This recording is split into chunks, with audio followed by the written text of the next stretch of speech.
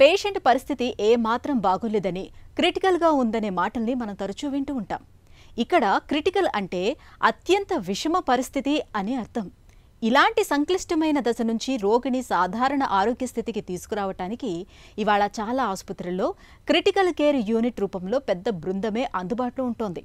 పేషెంట్ని ప్రాణాపాయ స్థితి నుంచి బయటకు తీసుకురావటానికి మత్తు వైద్యులు మొదలుకొని ఇంటెన్సివిస్టుల దాకా ఎంతోమంది నిపుణులు ఈ క్రిటికల్ కేర్ యూనిట్లో నిరంతరం శ్రమిస్తూ ఉంటారు. ఆపత్కాలంలో ప్రాణాలకు భరోసానిచ్చే ఐసీయూ, క్రిటికల్ కేర్ యూనిట్ల గురించిన పూర్తి వివరాల్ని ఇప్పుడు తెలుసుకుందాం. ఐసీయూలో ఎప్పుడు ఎవరిని అడ్మిట్ చేయాలనేది చూస్తూ ఉంటాం కదా.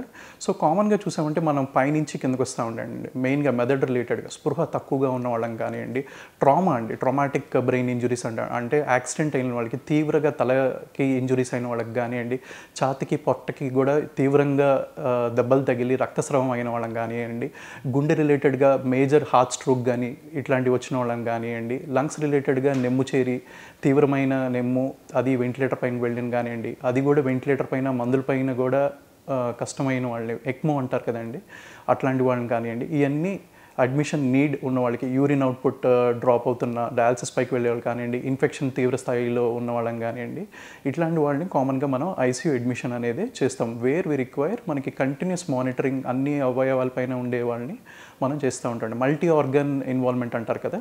సో అట్లాంటి వాళ్ళని మనం కామన్గా ఐసీయూలో అడ్మిషన్ అనేది చేస్తూ ఉంటామండి. ఇక్కడ టీమ్ వర్క్ అనేది ఎందుకంటే ఇదేది 1-2 గంటలతో కాదండి. ఎప్పుడు పేషెంట్ మనకి 24 గంటలు అబ్జర్వేషన్లో ఉండాలి, కంటిన్యూస్ మానిటరింగ్ అంటూ జరుగుతూ ఉంటుంది. ఎందుకంటే ఇక్కడ డెసిషన్స్ అనేది సెకండ్స్లో, మినిట్స్లో అనేది ఇన్వాల్వ్మెంట్ ఉంటుంది కాబట్టి టీమ్ వర్క్ అనేది ఇంపార్టెంట్ అండి. ఇది it's not a one man show, it's a team work.